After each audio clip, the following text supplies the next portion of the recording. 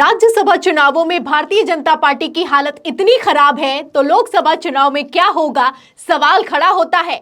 आपको बता दें, हिमाचल प्रदेश के राज्यसभा चुनाव में बीजेपी को इतना तगड़ा झटका लगा है कि प्रधानमंत्री नरेंद्र मोदी ने आनन फानन में मीटिंग बुलाई है और इस मीटिंग में गृह मंत्री अमित शाह को भी तलब किया गया है।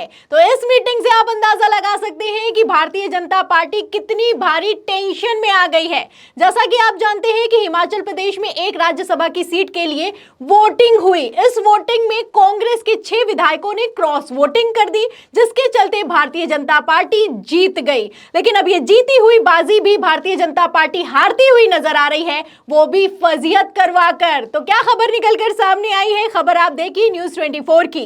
देखिए, इसमें लिखा हुआ है कि हिमाचल प्रदेश कांग्रेस के सभी 6 बागी विधायक अयोग्य घोषित कर दिए गए हैं। तो बड़ी खबर निकलकर सामने आई है, जिन 6 विधायकों ने क्रॉस वोटिंग कर दी थी वो कांग्रेस के विधायक अब विधायक ही नहीं रहे। अब जब विधायक नहीं रहे तो वोट कैसे काउंट होगा, सवाल खड़ा होता है। तो कैसे जीती हुई बाजी, कैसे बना बनाया खेल पलटता हुआ नजर आ रहा है, आप इस बिग ब्रेकिंग से अंदाजा लगा सकते हैं। इसी के चलते प्रधानमंत्री नरेंद्र मोदी भी टेंशन में आ गए हैं, क्योंकि अगर अब भारतीय जनता पार्टी राज्यसभा की ये एक सीट हार गई तो बड़ी फजीहत होने वाली है। इसीलिए दिल्ली में मीटिंग बुलाई गई है और इस मीटिंग में गृह मंत्री अमित शाह को भी तलब किया गया है कि आखिर कैसे उनकी चाणक्य नीति हिमाचल प्रदेश में फेल होती हुई नजर आ रही है। फिलहाल कैसे सीटों का गणित बिगड़ गया है, मैं आपको बयान सुनाने से पहले सीटों का गणित फटाफट से बता देती हूं। आप खबर देखिए, इसमें लिखा हुआ है कि राज्यसभा की एक सीट पर वोटिंग हुई। इसमें जीत के लिए जरूरी वोट थे 35। इसमें कांग्रेस की तरफ से अभिषेक मनु सिंघवी को खड़ा किया गया और भाजपा की तरफ से हर्ष महाजन को खड़ा किया गया। कांग्रेस के पास 43 विधायक थे, इसलिए कांग्रेस को जीतना था, लेकिन कांग्रेस हार गई क्योंकि 6 विधायकों ने क्रॉस वोटिंग की और जो 3 निर्दलीय विधायक हैं वो भी भारतीय जनता पार्टी के साथ चले गए। ऐसे में टाई हो गया और जब टाई हुआ तो दोनों 34-34 पर आ गए और जब टाई ब्रेक हुआ तो भारतीय जनता पार्टी जीत गई। अब बीजेपी जीत तो गई है, लेकिन जीती हुई बाजी कैसे हारती हुई नजर आ रही है, इसका अंदाजा आप इस खबर से लगा सकते हैं कि जो 6 क्रॉस वोट हुए थे वो सारे के सारे कैंसिल हो गए हैं। अब इन कैंसिल वोटों से क्या असर पड़ेगा ये भी मैं आपको बताती हूं, क्योंकि अगर बात की जाए हिमाचल प्रदेश में कुल विधानसभा सीटों की बात की जाए तो ये होती है 68 में अगर बात की जाए तो 35 वोट जरूरी होते हैं चुनाव जीतने के लिए, लेकिन 34-34 का टाई हो गया, 6 वोट क्रॉस हो गए। अब ये 6 वोट जो कि भारतीय जनता पार्टी के क्रॉस वोटिंग में चले गए, उनकी विधायकी रद्द कर दी गई है, यानी कि कांग्रेस के विधायक अब अयोग्य घोषित कर दिए गए हैं दल बदल कानून के तहत। और जैसे ही ये 6 विधायक दल बदल कानून के तहत अयोग्य घोषित कर दिए गए हैं, अब विधानसभा सीटों की संख्या घटकर हो गई है 62। तो जैसे ही 62 हुई है तो पूरा का पूरा नंबर गेम ही पलटकर सामने आया है। तो क्या कहता है अब सीटों का नंबर गेम, सुनिएगा। देखिए खबर आज तक की, देखिए इसमें लिखा हुआ है कि हिमाचल में अब आगे क्या। हिमाचल प्रदेश विधानसभा में कांग्रेस के पास 40 विधायक थे। 68 सदस्यों वाली विधानसभा में बहुमत के लिए जरूरी जादुई आंकड़ा 35 खाता। 6 विधायकों ने राज्यसभा में क्रॉस वोटिंग की थी। इन विधायकों की बगावत के बाद कांग्रेस नंबर गेम में 40 से 34 पर आ गई थी, जो बहुमत के लिए जरूरी जादुई आंकड़े से 1 कम था। क्रॉस वोटिंग करने वाले 6 बागी विधायकों को अब स्पीकर ने सदन की सदस्यता से अयोग्य घोषित कर दिया है। ऐसे में विधानसभा की स्ट्रेंथ हो गई है 62। ऐसे में बहुमत के लिए जरूरी आंकड़ा अब हो गया है 32। बीजेपी के पास 25 विधायक हैं और 3 निर्दलीय भी उसके पाले में हैं। तो अगर 25 विधायक हैं और 3 निर्दलीय पाले में हैं, फिर भी भारतीय जनता पार्टी अब बहुमत से दूर है।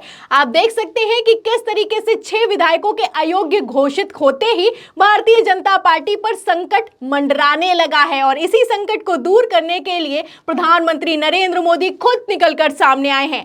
आनन फानन में मीटिंग बुलाई गई है। फिलहाल अब इस मीटिंग से क्या होगा क्या नहीं होगा ये तो आने वाला वक्त बताएगा, लेकिन एक्शन तो हो चुका है।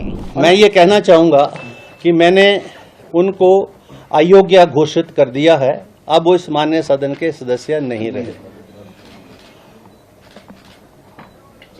और अब ये जजमेंट जो है that is for judicial scrutiny also, that will be you see, चाहे हाई कोर्ट होगी चाहे सुप्रीम कोर्ट होगी, इसकी जुडिशियल स्क्रूटनी भी होगी। तो सुना आपने, ये हिमाचल प्रदेश के स्पीकर कुलदीप सिंह पठानिया है। उनका कहना है कि उन्होंने 6 विधायकों को अयोग्य घोषित कर दिया है। अब इसकी स्क्रूटनी हाई कोर्ट में भी हो सकती है, सुप्रीम कोर्ट में भी हो सकती है, लेकिन उन्होंने अपना काम कर दिया है। विहिप जारी किया गया था और जब विहिप जारी किया जाता है, मैं आपको बता दूं, तब विधानसभा में जब वोटिंग होती है तो पार्टी लाइन के खिलाफ वोटिंग नहीं की जा सकती है।